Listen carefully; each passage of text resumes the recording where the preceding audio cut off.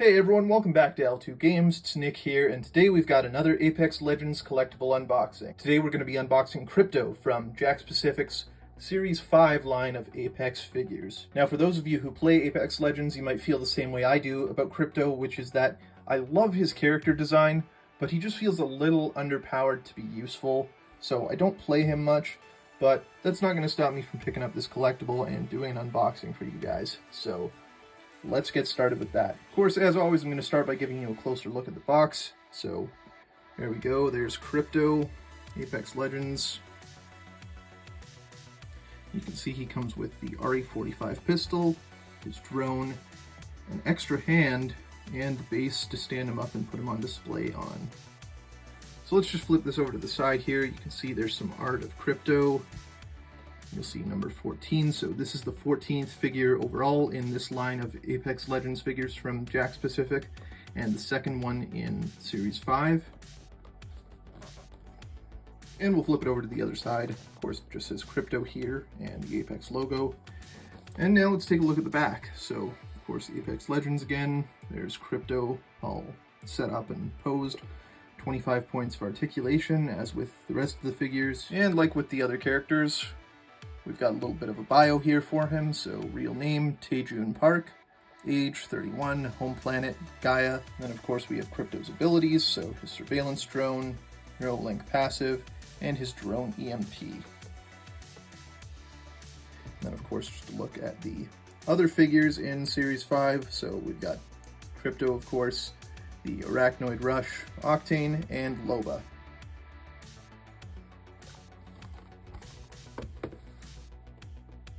Alright, so with all that out of the way, let's get to unboxing Crypto.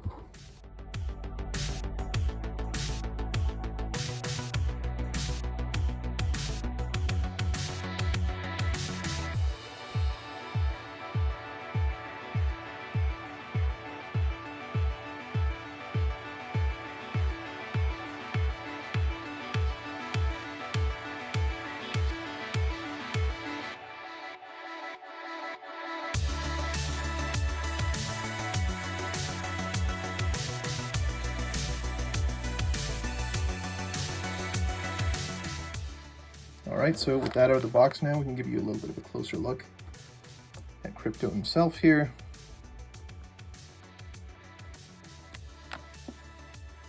And of course his accessories. So we've got the drone, the RE45, and that extra hand.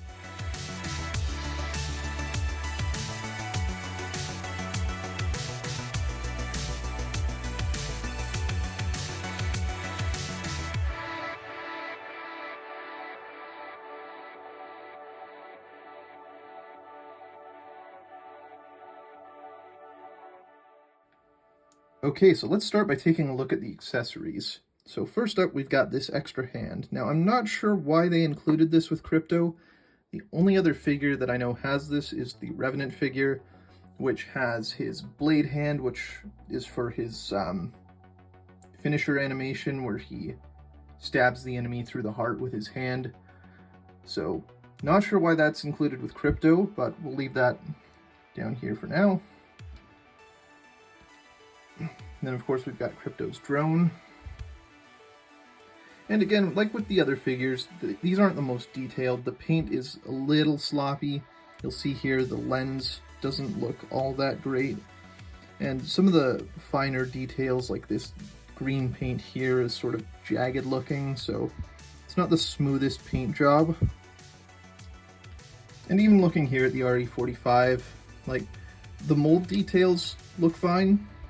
Like, in that sense, it's fairly detailed, but it's very monochromatic, so as far as the paint goes, not a ton of detail. So let's get a better look at Crypto here. Compared to some of the other figures, this one is a little more detailed in terms of the mold. You can see some of the fabric textures here on his jacket and the zipper, and even inside this sort of quilt pattern. But again, the paint job isn't the best, so looking here at his chest, this little area up here should actually be skin. You can actually see on the box itself, in this Crypto art, that should be skin with his necklace. So Not the best job as far as paint detail there, but they did do a good job with the mold, looking at the little details on his necklace, all the items there. And even here, like these laces on his vest should be a different color from the vest itself.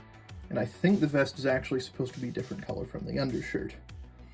But again, this is a budget collectible, so for the price you pay, if you're not looking at it super closely, it still does a good job of looking good on a shelf. So if you're a huge Apex fan, don't let that turn you off. Now, one of the areas where the lack of detail really shows, and I said this with the Loba video, is that their face doesn't look quite right, especially around the eyes, and in Crypto's case, the mouth. Something looks just a little bit off, but they did a good job with the lines here, these black lines on Crypto's face, and the hair looks pretty good. Could maybe be a little more detailed in the back, but overall, it's a good looking figure. One of the troubles that I have had with these Jakks Pacific figures is that the joints are very hard to move sometimes, so it can be difficult to pose them the way you want them to. And so just looking at this elbow here, I'm having a lot of trouble actually moving that. And again, I want to be kind of careful with these because I don't want to break it, but it takes quite a bit of force to actually get that to move. But there we go, we did manage to get it moving. Okay. And again, with the shoulders, like this joint here, I notice on a few of them it's hard to move. It looks like their arms should move up into more of like a T-pose, but this one doesn't want to move. It does turn fine in the socket, but again, kind of difficult. And here, this one, again, very tough to actually get it to move. So, don't want to break it. I'm just going to leave that for now. Take a look at the knees. Those ones not so bad. Yeah, his knees are fine. So those are good. And there you go. That is Crypto. Just turn him around here so you can see the back. His jump jet actually has a little more detail than some of the other figures, so that's good to see. Give you a bit better of a look at his legs here. You can see, like, the mold is not bad. Like, they've got these fabric details here. There's some texture on his knees where his pants crease. So that looks good. It's just the paint that really is not the best. And again, you look at his wrist here, like this black strap is a little sloppy compared to the other side. But again, just keep in mind, it's a budget figure. You know, this is $30 here in Canada. I'm assuming it's $20 in the US, so for what you pay, it's not a bad collectible. So as with the other figures, he's got these holes on his feet, which are to stand him on the pegs on this little base. And I'm assuming I'm going to have trouble with this because every other one of them, it seems like the pegs don't quite fit properly into their feet. So we're going to give it a try and see if we can actually get him set up on this.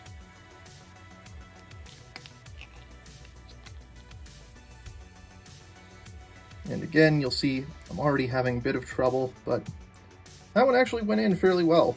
Just takes a little bit of force, but you can see this peg is actually all the way in. So I'm actually pleasantly surprised by that because most of them, they won't go all the way in. So let's give it a try on the other peg here. That one we're having a little more trouble with, sticking out quite a bit still. And again, I don't want to break his feet off, but that should be enough to get him standing. Again, I wish they were shaped a little better so that it would actually fit all the way in, because yeah, he's standing off of that peg quite a bit.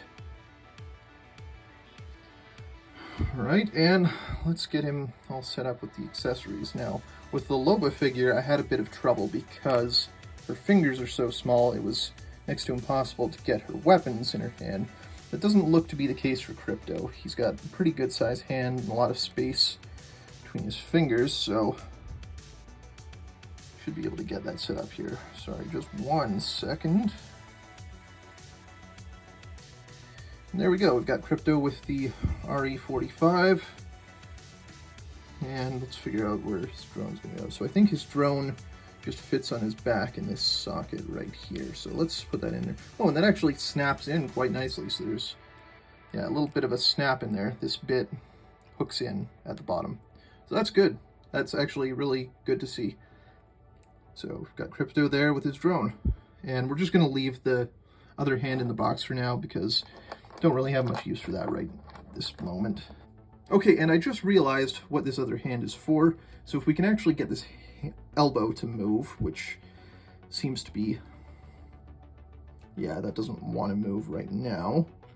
I might have to try later when I can get a better grip on it. But just to show you here on the box, that's for posing Crypto like that with his hand in his pocket, which you can see on a lot of his banner animations in the game. So that's pretty cool. But for now, we're just going to leave the hand in the box. So there you go. There's Crypto all set up with his accessories. So here we've got Crypto all set up on his base and ready to go.